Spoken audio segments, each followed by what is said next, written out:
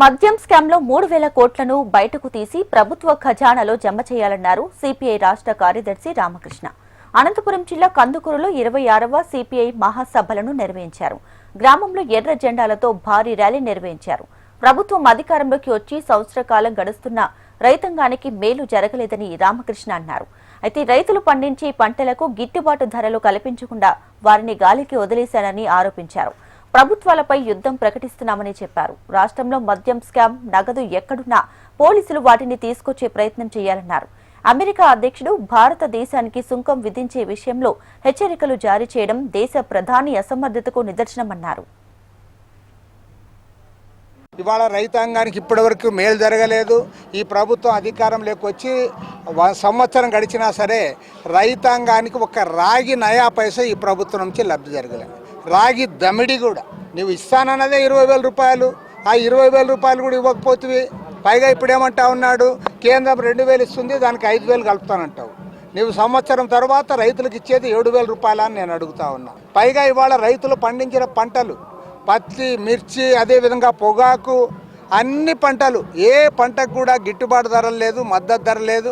చివరికి టమోటాలు ఎట్లయితే రోడ్డు మీద పోసారో మామిడి పండ్లు కూడా రోడ్డు మీద పోసే పరిస్థితి వచ్చింది. కాబట్టి ఏమంటే రైతును నువ్వు గాలికి వదిలేశావు.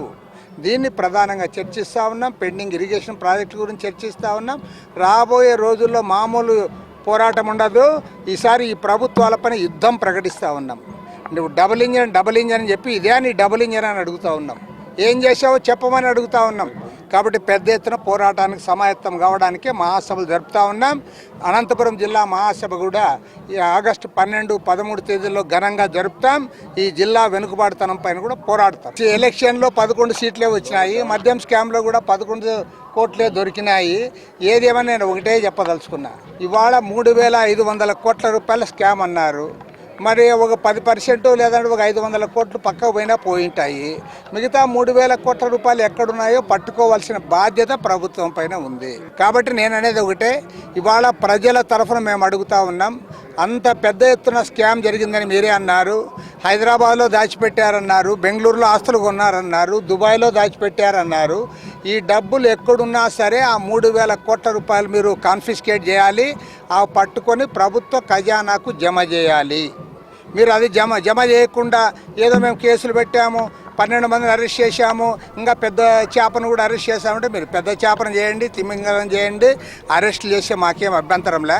కానీ ప్రజాధనాన్ని ప్రజల ఖజానాకు జమ చేయాలి.